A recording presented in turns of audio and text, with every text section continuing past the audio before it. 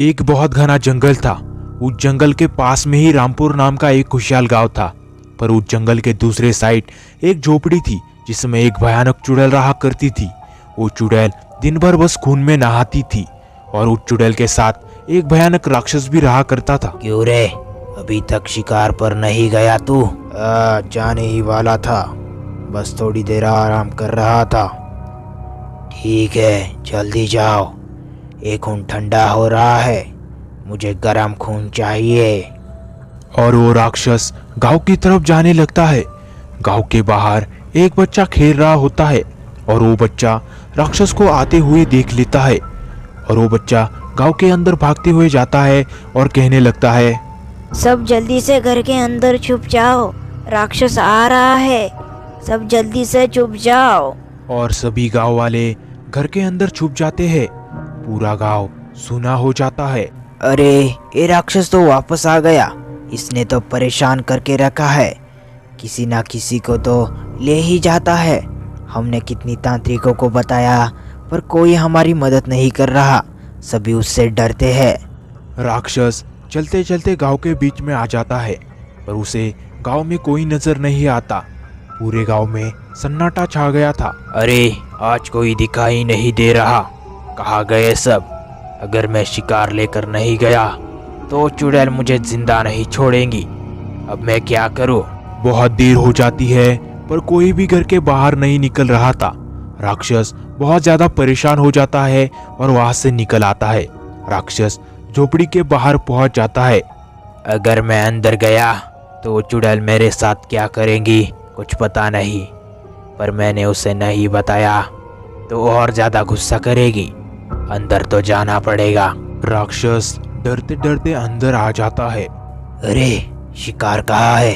जल्दी से लाओ, ये खून बहुत ठंडा हो रहा है। अरे, आज शिकार नहीं मिली, गांव में कोई इंसान बाहर दिखाई नहीं दे रहा था।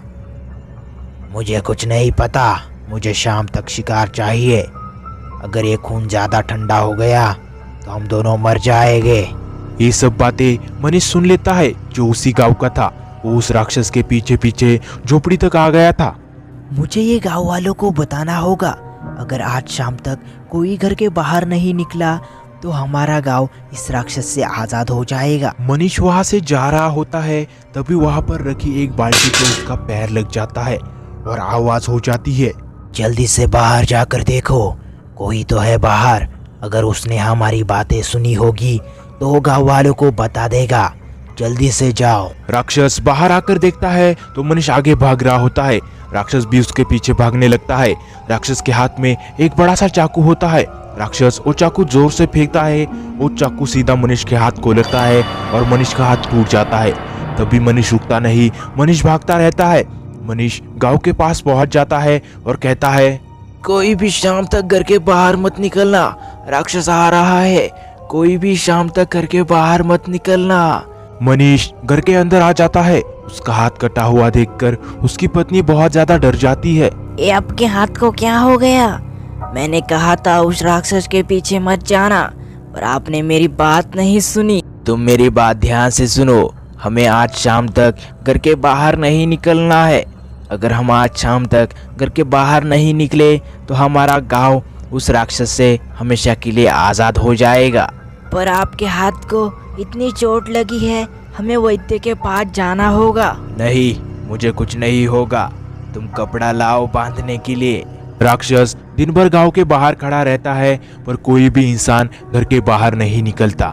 शाम हो जाती है। राक्षस धीरे धीरे जलने लगता है और जलकर मर जाता है। वहां पर वो चुड़ैल भी धीरे धीरे जलने लगती है और जलकर मर जाती है। इस तरह उस गांव को उस चुड़ैल और राक्षस से हमेशा के लिए आज़ादी मिल जाती है।